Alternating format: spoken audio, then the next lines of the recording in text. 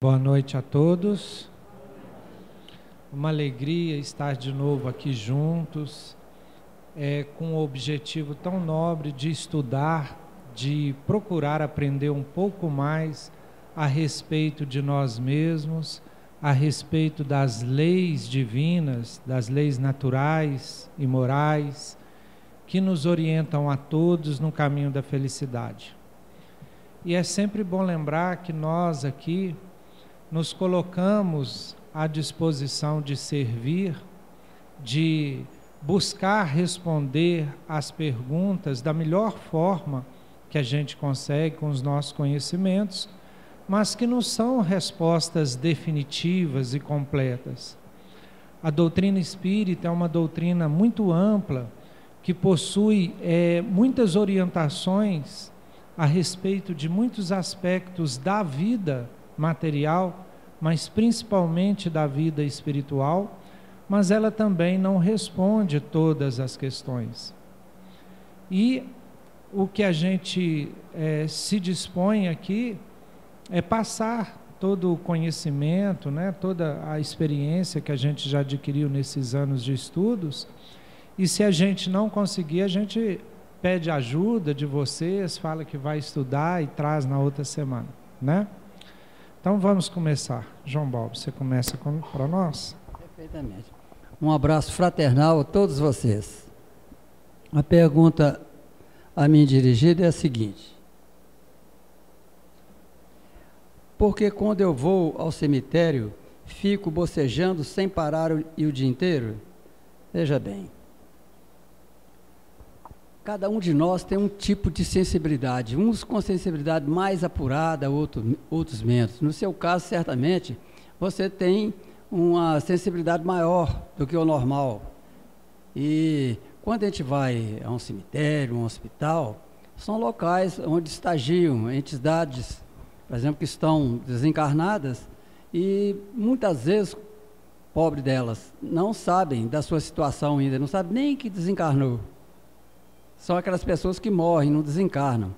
Aquela que desencarna, vai procurar o seu destino. E os que morrem, que é por falta de conhecimento e outros itens que nós não temos tempo de falar aqui, ficam ligados, muitas vezes, ao próprio corpo que está ali enterrado, Outros que desencarnam nos hospitais ficam lá também. Então, aquelas pessoas que têm um apuro maior na sensibilidade, são influenciadas por essas entidades. Então cria, um pequeno mal-estar, esse bocejo mesmo, entendeu? No caso, eu aconselharia a pessoa a fazer uma prece em prol, daquela criatura. Pode fazer uma prece mental, não há necessidade da prece ser articulada. Pedir proteção para aquela criatura, e certamente esse mal-estar dela vai ser dirimido ou mesmo sanado. Lembrando, senhor João, que às vezes pode ser só sono mesmo também, viu, gente? Às vezes é só sono. Tem que deitar, dormir um pouquinho, porque senão também a gente não aguenta. É igual palestra pública. Tem hora que a pessoa chega, senta para ouvir uma palestra pública e começa a sentir sono. Aí já é meio que pré-estabelecido que é algum espírito que não quer que ela ouça a palestra. Não, às vezes é só cansaço mesmo. A pessoa tem que dar uma descansada no corpo para ela estar bem para adquirir os conhecimentos, Já que você tocou no assunto, tem um outro caso pior, é preguiça também, Boa noite a todos. Vi uns vídeos na internet de candomblé, de uma materialização.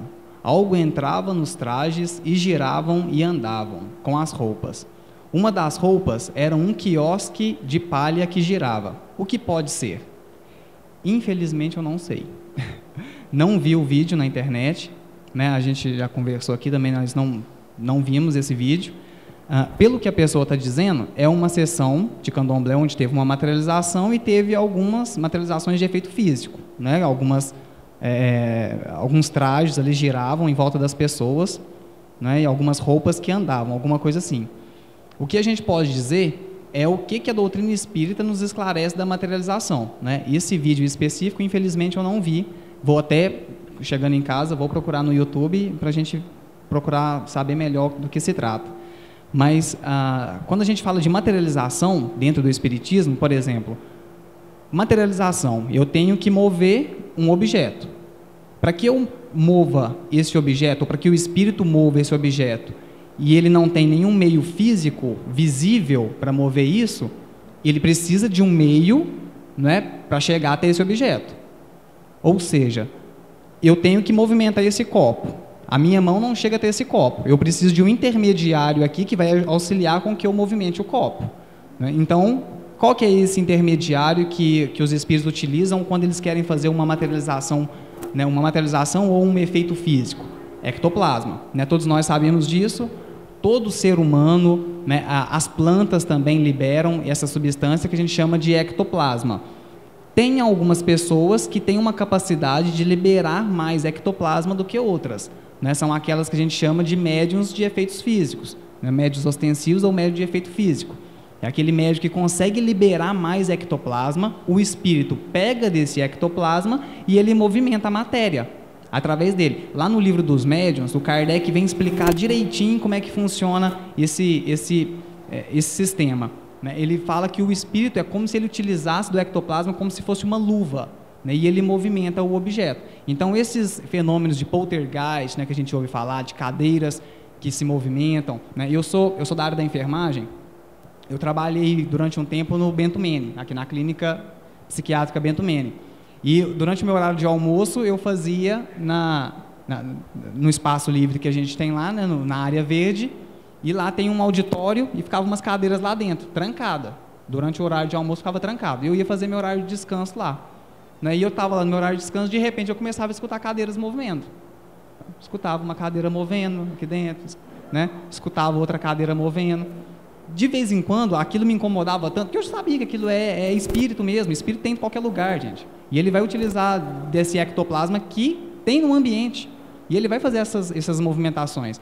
De vez em quando era tão intenso essas movimentações que eu chegava lá na janela e falava: tem alguém aí querendo comunicar? Né?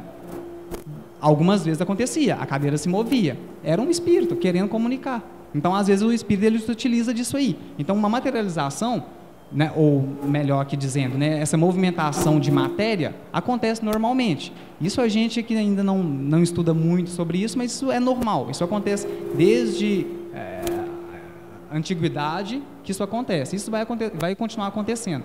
A questão é, por que dentro do espiritismo isso não está acontecendo tanto mais? A gente não vê tanto mais materialização de espírito, né, nas reuniões mediúnicas. Ou por que não acontece mais esses efeitos físicos? Porque isso foi necessário lá no início, quando a gente teve uma necessidade de chamar atenção para o fenômeno, né? Kardec explica isso direitinho também no Livro dos Espíritos. A primeira fase é a da curiosidade, a primeira fase é do estudo desses fenômenos e depois é da aplicação do conhecimento que ele vem nos trazer. Então, esses efeitos físicos e as materializações, no início do Espiritismo, elas foram intensas, mas para chamar a atenção do pessoal. É igual Jesus Cristo, gente. Jesus Cristo, ele poderia ter desenvolvido várias mediunidades, várias faculdades mediúnicas, se ele quisesse. Ele deu ênfase em duas delas, que era a de efeitos físicos e a mediunidade de curadora. Por quê? Porque naquela época, o pessoal ainda rústico precisava de chamar a atenção para aquilo. Se ele não curasse, né, ou se ele não fizesse alguns efeitos, não chamava atenção, né? Então é por isso que ele fez a transfiguração, né, o próprio fenômeno da transformação de água em vinho, né, que é uma movimentação de fluidos. Ele fez isso para que o pessoal se alertasse, chamasse atenção, olha, opa, aqui tem alguma coisa, né, e aquilo despertasse a curiosidade e depois as pessoas começassem a estudar. Então, hoje já não tem mais tanta necessidade, porque a gente já vem estudar, né, pelas nossas próprias questões internas. Então, hoje a mediunidade, ela está ficando cada vez mais uma mediunidade de intuição, uma mediunidade de inspiração, né? Ela está deixando de ser grosseira, porque já não tem mais tanto essa necessidade, né? Nós já viemos pelas questões internas, né? Então, seria mais ou menos isso. Só para completar, Tiago, hoje nós não precisamos ver para crer. Nós não somos São Tomé mais. Existe a parte teórica aí que, se você estudar aquilo, você vai concluir, vai inferir que ali tem uma verdade, né? Então, é por aí.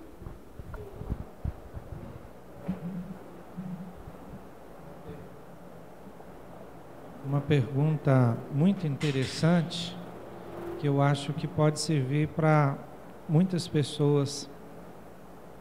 Por que eu sofro muito? Sou muito bonzinho com as pessoas e as pessoas se aproveitam disso. Isso é um defeito? Eu não diria bem que é um defeito, mas é uma oportunidade de melhoria. Primeiro, se você sofre muito, o sofrimento sempre é um alerta que a gente pode melhorar em alguma coisa. O sofrimento é uma forma da natureza nos mostrar que existem outros caminhos, que existem caminhos melhores. No caso de ser bonzinho, é claro que aqui a gente não sabe muito bem o que a pessoa quer dizer, mas será que o melhor é ser bonzinho para as pessoas? Pensem numa mãe que é boazinha com os filhos o tempo todo, que não sabe dizer o não, no momento que o filho precisa de um não. Então, quando você diz o não, muitas vezes é necessário dizer o não naquele momento. Ou seja, talvez o melhor em alguns momentos para algumas pessoas é não ser tão bonzinho assim. Jesus, o mestre dos mestres, ele nos ensina: seja o seu dizer sim, sim, não, não. Tem hora que a gente tem que dizer sim, e tem hora que a gente tem que dizer não. Para que a gente deve dizer sim? A gente deve dizer sim quando aquilo for bom para nós, for bom para o outro, for alguma coisa que cause evolução de ambos. O que eu devo dizer não? Eu devo dizer não àquilo que é o contrário disso, aquilo que nos leva para baixo. Eu devo dizer não às drogas, eu devo dizer não à violência, eu devo dizer não à preguiça, eu devo dizer não a tudo aquilo que nos leva para baixo. E a tudo aquilo que nos leva para o alto eu devo dizer sim. Então a gente tem que ter uma postura de assertividade. Não é nem ser bonzinho, nem ser malzinho. É fazer sempre o correto. Aquilo que deve ser feito, aquilo que a consciência manda. E a gente tem que aprender a dizer não. E eu estou falando isso para mim também, porque muitas vezes é muito difícil a gente dizer não para as pessoas, né? Mas a gente tem que seguir Jesus. Tem hora que dizer não, a gente dizer não. A hora de dizer sim, a gente dizer sim, né? Boa noite. Como saberei aproveitar os conselhos dos 12 Espíritos e como eles se afastam de mim pelos pensamentos negativos ou pelo mau humor? Na verdade, os nossos amigos espirituais, os anjos de guarda, eles não se afastam de nós. Nós é que criamos barreiras, nós é que afastamos deles, exatamente por isso aqui.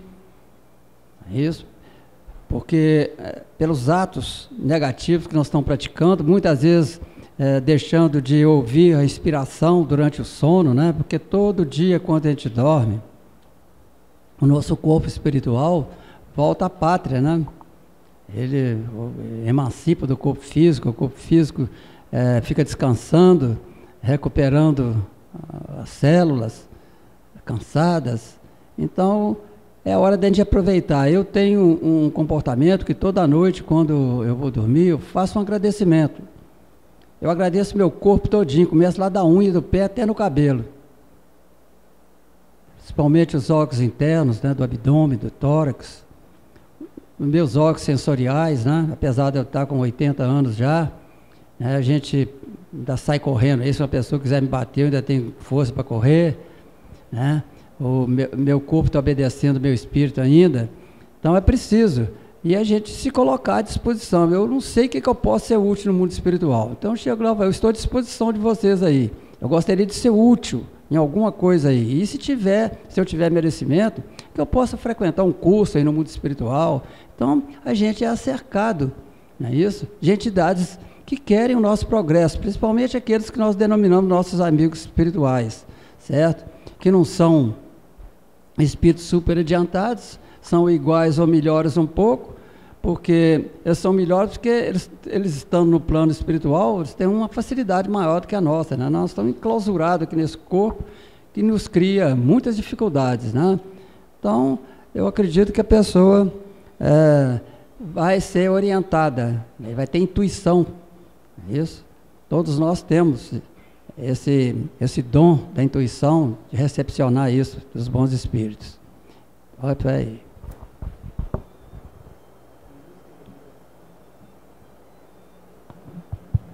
Tem duas perguntas aqui, gente, que são parecidas, então a gente vai tentar unir as duas, né, e respondê-las. Existe algum posicionamento da doutrina espírita sobre o déjà vu, né, ou déjà vu? Seria um sinal de que determinado evento está acontecendo exatamente quando deveria acontecer? Né? Déjà vu, né, todo mundo já deve ter ouvido falar essa expressão, né, o déjà vu, é quando a gente passa por uma situação, né, a gente tem a nítida sensação de que a gente já viveu aquilo, né, de que a gente já escutou aquilo, já presenciou aquilo em algum momento da nossa existência. Se a gente for pegar, por exemplo, Freud, na explicação que Freud traz na psicanálise, do déjà vu, ele vem explicar o seguinte: nós temos a nossa carga de experiência, né, que a gente já adquiriu ela, a nossa carga de aprendizado, que a gente já vivenciou, e Freud fala da questão da associação de memória. Então, eu vejo uma pessoa, ela me lembra alguém. Então, às vezes eu olho para uma pessoa e os traços físicos dela lembram meu pai. Então, aí eu olho para ela numa situação que vai me lembrar de algo que meu pai falou quando eu era criança, e aquilo me desperta um certo afeto, por exemplo, né, um certo amor, uma ternura. E se eu olho para essa pessoa e ela fala da maneira que meu pai falou lá quando eu era criança, e eu vou ter a nítida sensação de que eu já vivi aquilo. Isso é explicação psicanalítica, né? Freud, a gente pode pegar esse exemplo e colocar ele em diversos outros setores da nossa existência, que Freud explica o déjà vu dessa forma. Você teve uma situação que apenas pegou algo que já estava na sua memória, que você já viveu quando criança, ou na sua existência, e aquilo despertou em você um sentimento, uma sensação. A doutrina espírita, ela vem dizer o seguinte: existe esse déjà vu psicanalítico? Existe. Né? Às vezes não tem nada a ver com uma questão espiritual, mas também pode ser por uma questão espiritual. Né? A doutrina espírita vem falar assim para a gente: você está no seu descanso físico, né? O seu espírito, é lógico que ele sai do seu corpo e ele vai fazer as coisas dele. Né? Então, por exemplo, você está preocupado com uma viagem. Eu vou viajar amanhã para um lugar, para uma cidade que eu nunca fui. E eu estou preocupado com essa viagem, o que eu vou ver lá, o que eu vou, né, encontrar naquele local. Durante a noite, nos dias anteriores, o meu espírito, por exemplo, ele pode se emancipar do corpo e ele pode ir até aquela cidade. E o espírito pode conhecer as ruas pelas quais eu vou passar naquela cidade. E o espírito, ele passa, e ele vai lá e ele conhece. Depois eu acordo no dia, tranquilo, faço a minha viagem, vou lá para a cidade. Chego lá, eu tenho um déjà vu. Né, eu passo por aquela rua, eu vejo um local e eu falo: gente, eu já vi esse local antes. Mas por quê? Porque o seu espírito, na hora que você estava emancipado, ele foi até aquele local e ele viu e ele se deparou com aquelas coisas. Né? A pessoa pergunta o seguinte: se esse déjà vu, né, seria um sinal de que determinado evento está acontecendo da maneira que deveria acontecer. Ou seja, ela está querendo dizer se era algo que ela preparou antes no mundo espiritual, né, na sua pauta reencarnatória, e depois aquilo aconteceu, ela passou por uma certa ruazinha e aquilo despertou. Provavelmente não. Provavelmente não. Por quê? Porque nem tudo que acontece no nosso dia a dia, gente, está marcado. Nem tudo que acontece no nosso dia a dia está escrito. Se a gente pega lá o Livro dos Espíritos, fala assim: olha, você está passando por uma rua, caiu uma telha na sua cabeça. Quer dizer que estava marcado para essa telha cair em sua cabeça? Absolutamente não. Né? Você passou por ali, a telha caiu, pronto, você estava passando. Não é que estava marcado que aquilo tinha que acontecer. Nem tudo na nossa vida está marcado. Nós escolhemos, gente, alguns gêneros de prova pelos quais a gente tem que passar. Mas a gente não está tudo ali detalhadamente marcado. Então não está marcado que você vai passar por um local e você vai lembrar porque você já tinha feito essa pauta quando você estava no mundo espiritual. Não é bem assim que acontece. Na outra pergunta, a pessoa questiona: o déjà vu é um tipo de mediunidade? né? Eu tenho muitos déjà vu. Se for um tipo de mediunidade, eu tenho como desenvolvê-la, né? Outra vez, muito provavelmente não, porque o déjà vu tem essa questão só da emancipação durante a noite, o espírito vai até lá, conhece aquele local e depois a pessoa reconhece, né? Isso aí, gente, todos nós temos, né? O ser humano, nós temos algumas potencialidades que a gente ainda não desenvolveu, que é a questão no campo intuitivo, no campo da inspiração, que são sentidos mesmo, né? Que às vezes isso é até físico, que a gente ainda pode desenvolver, né? Ao longo da nossa existência, e que não tem nada a ver com mediunidade em si, que não tem nada a ver com o campo espiritual. Eu gostaria de acrescentar alguma coisa, tem uma outra nuance também nesse aspecto. Essa expressão, uma expressão francesa, né, déjà vu, eu já estive nesse lugar, eu já vi, uma tradução mais simples, pode ser o seguinte: a pessoa também pode passar num local onde em reencarnações passadas ele esteve ali, morando ali, certo?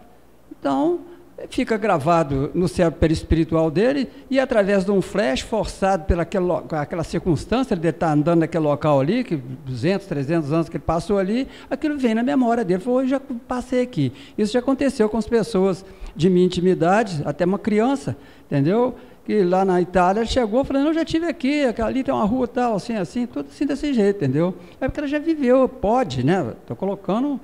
pode ser também um aspecto desse déjà vu acontecer. Interessante, João. No movimento espírita aqui, nós temos o Maurício Paiva, que visitou a cidade de Assis, na Itália, e de repente ele lembrou e foi ensinando o guia lá onde eram as coisas todas, porque ele teve um déjà vu de uma reencarnação que ele já teve nessa cidade lá. Então é bem documentado isso aí, inclusive no livro do Ian Stevenson, 20 casos sugestivos de reencarnação. Bom, pode um espírito desencarnado de um familiar, pai, irmão, etc., querer nos ajudar de alguma forma? Pode.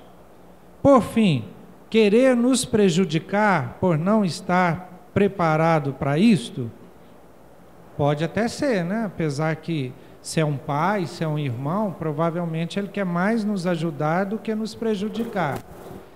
E é interessante é que prejudicar por não estar preparado. Realmente pode acontecer, porque um espírito que desencarna e, por exemplo, fica no ambiente doméstico ali, talvez possa atrapalhar e gerar algum tipo de incômodo.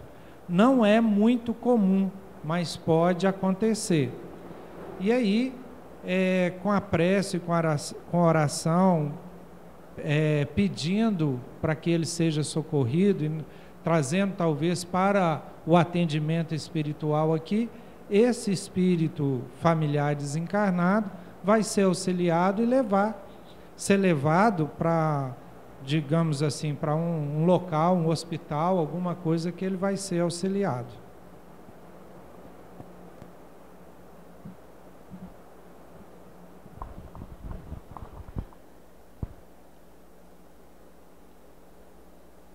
Gostaria de saber porque quando não consigo comparecer ao centro espírita e receber o passe, fico cada vez mais sensível às energias, me sentindo cada vez mais fraca, com dores de cabeça e como conseguir me proteger de energias, entre aspas, que não são minhas e que muito me prejudicam. Ora, responder aqui do jeito que você perguntou aqui, fica muito improvável eu acertar. Eu gostaria de aconselhar você a nos procurar, entendeu? Para a gente conversar pessoalmente. A casa dispõe aqui de acolhimento, esse acolhimento, entendeu? Você pode procurar, as pessoas aí, elas vão, não é isso? Ter uma conversa com você e vai diagnosticar o mais próximo possível da realidade sua, viu?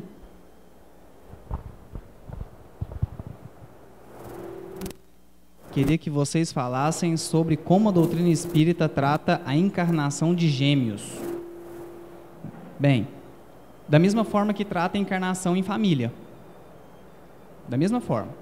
Por que espíritos têm que vir juntos numa mesma família? Né? Para resolverem suas questões passadas. A gente vem numa mesma casa, a gente vem no mesmo lar com aqueles espíritos.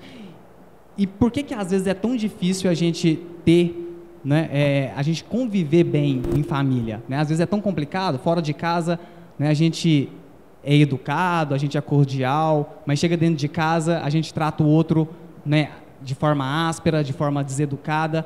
Por quê? Porque quando a gente olha para o outro dentro de casa, né, aquele espírito que já nos conhece há várias e várias encarnações, aquilo desperta em nós aquelas mesmas vivências que a gente teve no passado. Quando eu olho para um irmão, para uma irmã, né, para o meu pai ou para a minha mãe, né, aquele espírito é um espírito que já me conhece, é um espírito que eu já conheço e que nós já tivemos várias existências, né, muito provavelmente nós já tivemos várias existências juntos. Então, quando eu olho para esse espírito, ele desperta em mim aquelas mesmas vivências que a gente teve lá no passado. Né? E isso, às vezes, é por isso que incomoda. Então, um gêmeo, né, é um espírito ou porque você tem uma grande afinidade com ele, ou porque você tem uma grande necessidade de reparação. Ou porque você tem uma grande necessidade de reparação. E a espiritualidade, gente, ela às vezes, ela não perde tempo, entende? Tem dois espíritos no mundo espiritual querendo reencarnar e eles têm algo muito importante para resolver. Não só com eles, mas com a família também. E a espiritualidade encaminha um para reencarnar. Se ali na hora das divisões, né, embriológicas, das divisões celulares, né, porque a gente tem o gêmeo, né, homozigoto ou heterozigoto. Né, então tem a questão ali, entrou um espermatozoide só no óvulo ou entrou 2 espermatozoides? Então a espiritualidade, às vezes, ela pode utilizar desses mecanismos para falar assim, olha, um espírito, esses 2 espíritos precisam de reencarnar de forma rápida, porque eles têm algo para resolver. Então, às vezes, eles podem manipular, né? Ali o André Luiz fala muito bem disso no livro Missionários da Luz, né? Que eles conduzem ali o espermatozoide para entrar dentro do óvulo. Né? Ele não fala dessa questão do gêmeo em si, lá no Missionários da Luz. Né? Mas, às vezes, a espiritualidade pode fazer com que 2 espermatozoides fecundem aquele óvulo, né? Para que não perca tempo. Aqueles 2 espíritos já reencarnem e eles resolvam o que tem que resolver. Né? Então, de forma geral, espíritos afins ou espíritos que têm uma necessidade de reparação que vêm juntos para que faça essa reparação que tem que fazer aqui quando estiver encarnado.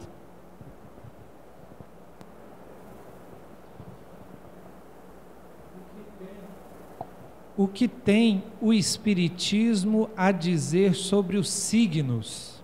Ih, agora que o bicho vai pegar. Bom, inicialmente, eu queria dizer que o Espiritismo é a doutrina da liberdade, do livre-arbítrio.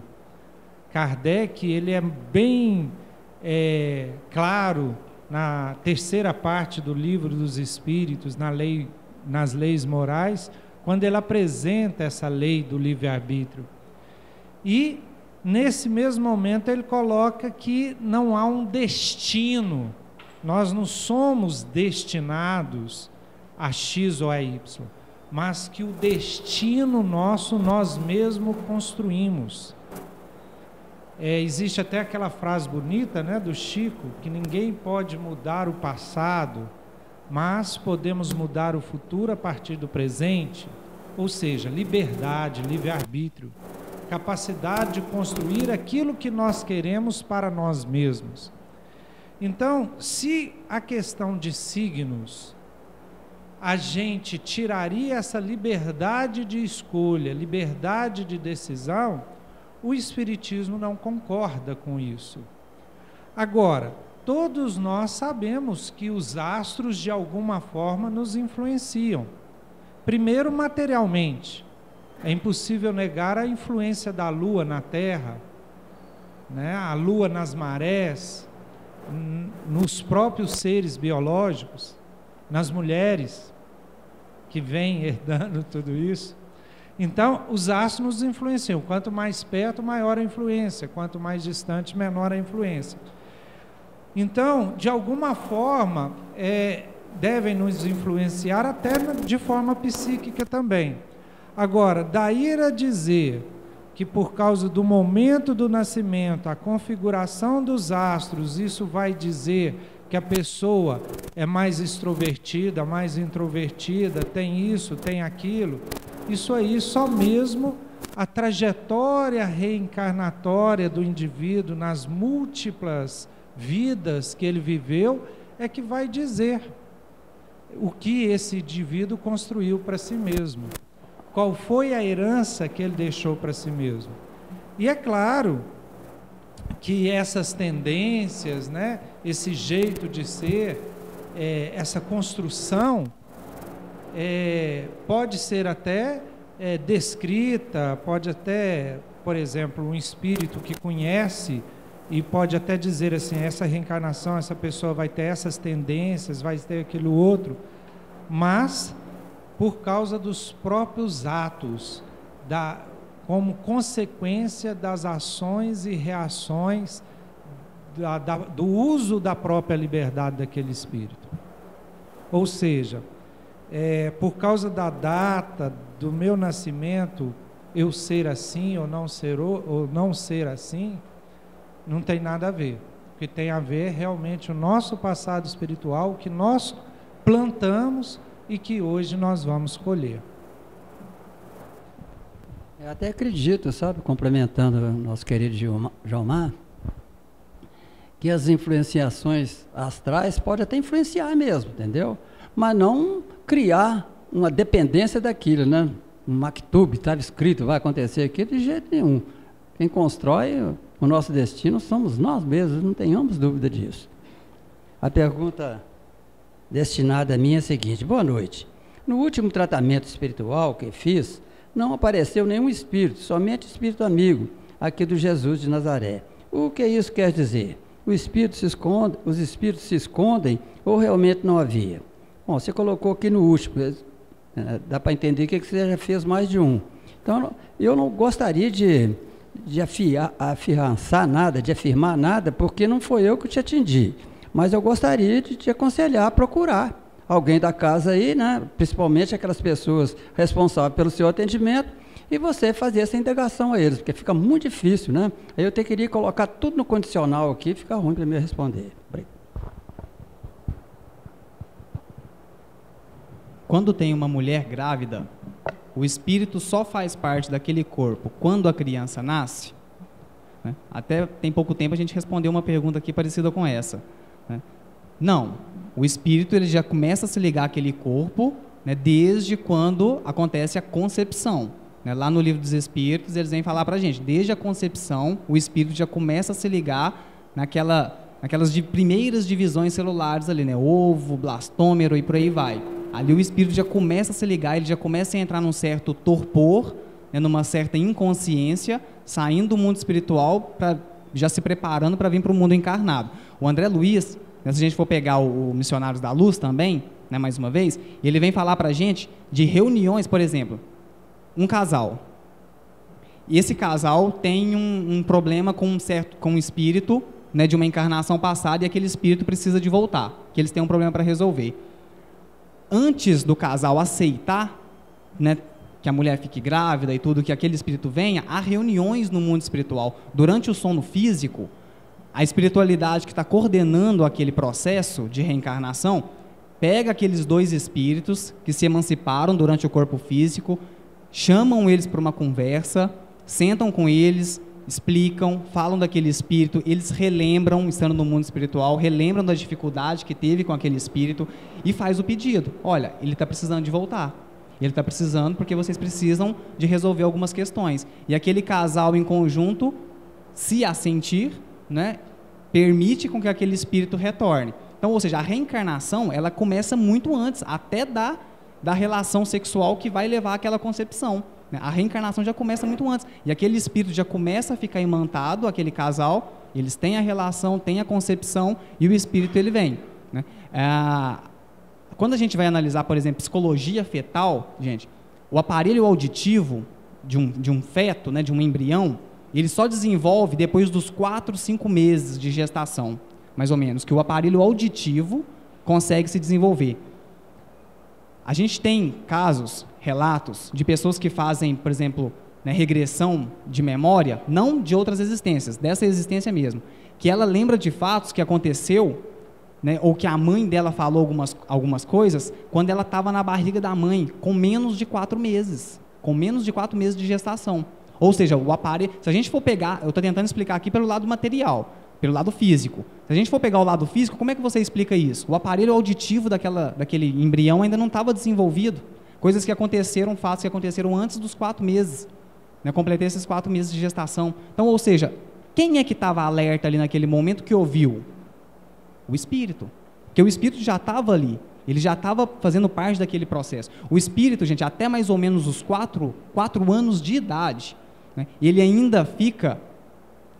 Quando ele volta, ele dorme, ele volta para o mundo espiritual, né, ele emancipa durante o sono físico, até os 4 anos ele ainda se mostra como se ele estivesse na reencarnação passada dele, como um adulto. Só depois dos 4 anos é que ele já começa a se mostrar, né, na sua encarnação presente. Mas antes ele ainda se mostra como a encarnação passada, né, porque ele ainda está mais vivendo no mundo espiritual do que aqui. Né. O Divaldo Franco ele conta um casinho interessante a respeito disso. Né. Uma mulher estava ali na sala, né, de parto, quando ela teve o bebê, ela olhou, era uma menina, só que ela queria um menino, ela não fez ultrassom, não sabia. E ela falou assim, olha, que pena, é uma menina. Aí nessa hora o espírito estava lúcido, e o espírito ouviu isso, ou seja, o espírito sentiu a rejeição da mãe. Né? Naquele momento o espírito também passou a rejeitar a mãe. Então, ou seja, aquela era uma criança que não se dava bem. A mãe tentava dar afeto, a criança rejeitava, a mãe tentava de vários subterfúgios ali para conquistar aquela criança, e ela sempre foi uma criança redia. Aí um dia essa mulher foi até o Divaldo e falou para ele, Divaldo, o que eu faço? A minha menina não gosta de mim, né? Eu tento dar amor para ela, mas ela não me dá amor, o que eu faço? Aí nessa hora, a Joana de Anjos estava do lado do Divaldo, falou assim para ele, Divaldo, pergunta para ela o que ela falou no momento do parto. Aí o Divaldo fez essa pergunta, a mulher arrepiou os cabelos, né? A mulher arrepiou os cabelos e falou assim, realmente eu falei isso, eu rejeitei essa criança. Aí o Divaldo falou assim, então não se preocupe não, né? Tudo tem um jeito. Aí o Divaldo aconselhou ela, durante o sono físico da sua menina, vai lá, faça um carinho, fala para ela o tanto que você a aceita agora, nessa encarnação, fala que você também já fez um processo de amadurecimento interno e que agora você a ama e que agora você a quer. E a mãe começou a fazer isso com a criança. Passou uns 6 meses, a mãe voltou no Divaldo, né, com aquela alegria toda, falou, Divaldo, fiz o que você me pediu, né, deu certo. Por quê? Porque ela ainda tinha 2 anos quando isso aconteceu, o espírito quando saía ficava lúcido. Então ela conversava com a criança, o espírito em algum lugar onde ele estivesse, ele pegava aquelas impressões que agora a mãe a aceitava, né, e depois essa menina, a mãe veio contar o caso, que essa menina acordou um belo dia, chegou para a mãe e falou assim, mãe, eu sonhei que a senhora estava me abraçando e falando que me amava. Aí a criança foi lá e deu um abraço na mãe. Pronto, a partir de aí ficou tudo tranquilo. Né? Então, gente, as mulheres, né, quando estão grávidas, que está vindo um espírito, é importantíssimo conversar com o espírito que está vindo, dar afeto, ele precisa se sentir acolhido, ele vai receber essas percepções, onde ele estiver, né? Ele vai receber essas impressões da mãe, né?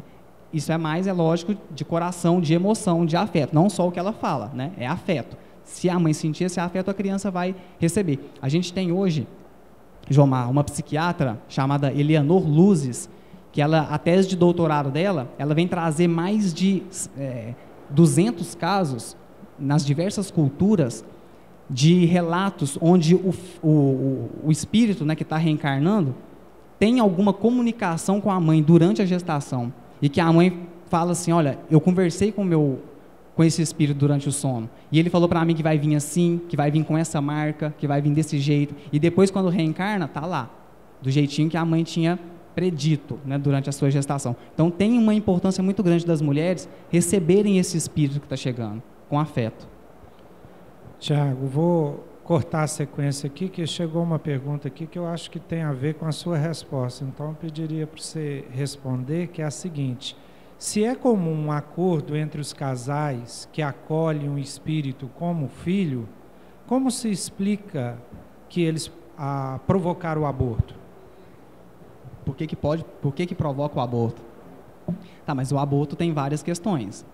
né? Às vezes não é só espiritual, às vezes pode ser física mesmo, né? Uma mulher que durante outras vidas teve vários filhos, por exemplo, e depois teve vários filhos e não deu uma educação direcionada para esses filhos, ela pode ficar com aquilo registrado de que ela é uma pessoa que não pode ter mais filhos. Uma mulher que teve várias experiências, por exemplo, nesse campo, onde ela não educou bem aqueles espíritos que reencarnaram através dela. Ela pode criar uma barreira psicológica de falar assim, eu não desejo mais ter filhos. Ou isso, diversas outras questões que ela pode chegar nessa questão, né, de não querer mais ter filhos. E aquilo é uma ordem interna que ela dá para ela, não quero mais ter filhos, não quero mais ter filhos. Quando ela reencarna no seu novo campo físico, ela pode ter diversas questões fisiológicas, agora já fisiológicas, que vão impedir com que ela tenha esse filho, ou que ela tenha dificuldade, e que isso pode gerar vários abortos. E por que isso acontece? É porque quando ela vai para o contrário, né, de ter vários abortos, o que é que essa mulher que tem vários abortos na sua vida, o que ela mais vai querer? Agora, ter filhos. É o que ela mais vai desejar. Então, quando ela emite esse desejo, agora eu quero ter filhos, agora eu quero ter filhos. Ela está fazendo uma remodelação no seu perispírito, naquele campo, onde ela vai se permitir fazer isso. Agora, quantos de nós aqui tomamos decisões num dia que depois, na semana que vem, a gente já pensa totalmente o contrário? Isso não acontece? Hoje eu não quero uma coisa, amanhã eu já não quero mais? Isso acontece.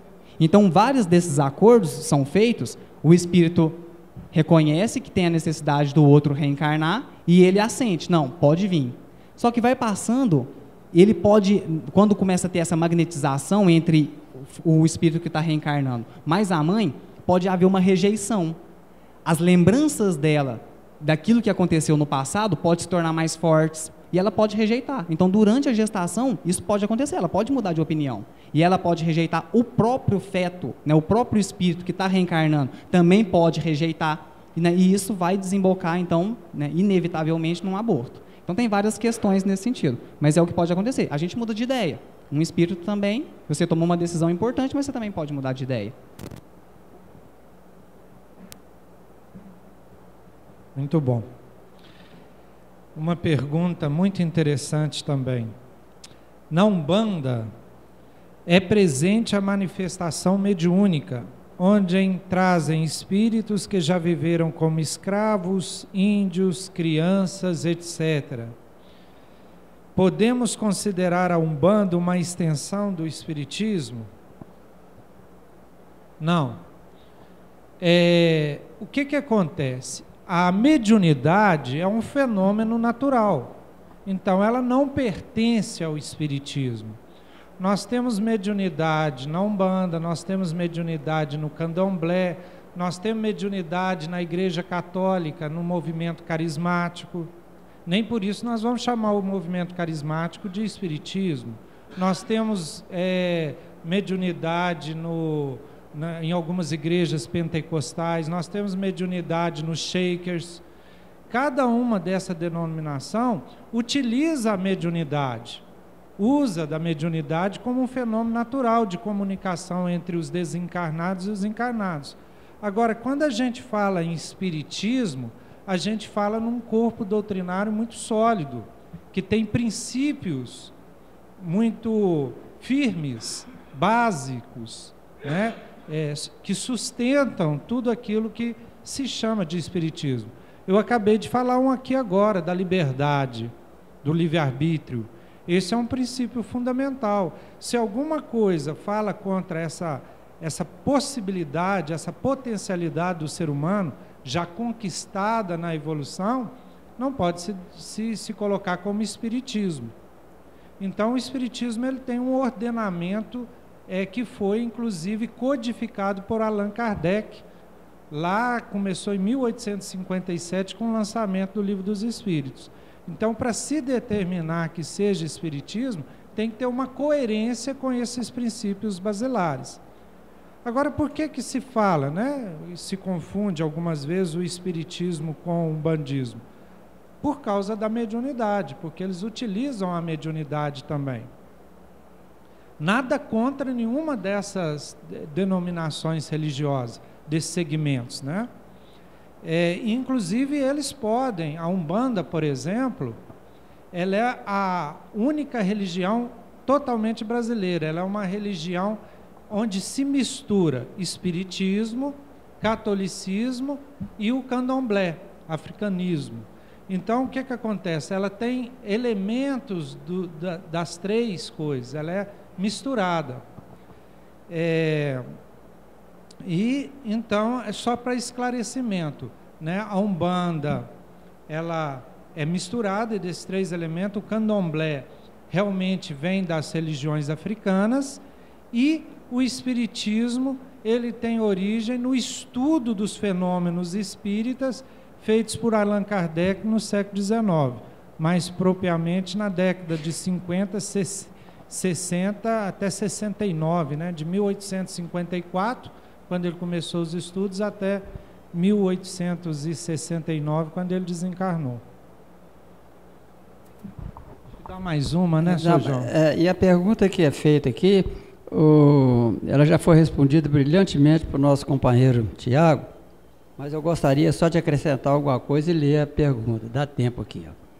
Eu tenho uma filha que me rejeita há mais ou menos 3 anos. Pode ser obsessão? Então, isso aqui tem um campo muito grande para a gente determinar o que é isso. O Tiago colocou uma das vertentes que podem ser respondidas e até aceitas como isso. Se não for o seu caso, né, se você não fez nada disso, eu gostaria que você nos procurasse aí, entendeu? Para a gente chegar a um acordo, ver o que é isso, consultar a espiritualidade até mesmo para isso, né, para ver que essa rejeição termine e vocês possam se amar e possam aproveitar essa encarnação brilhantemente. Vou responder mais uma rapidinho, que eu acho que essa não pode ficar sem resposta. Se as nossas preces podem ajudar pessoas que se suicidaram. É possível amenizar a dor daqueles que tiraram a própria vida? É possível sim, as preces ajudam sim, tá? Só para vocês entenderem, quando alguém está triste e a gente faz uma visita, não alegra essa pessoa, quando você está ali encafurnado e você recebe um e-mail de um amigo e aquele amigo naquele e-mail fala que gosta de você e transmite alguma coisa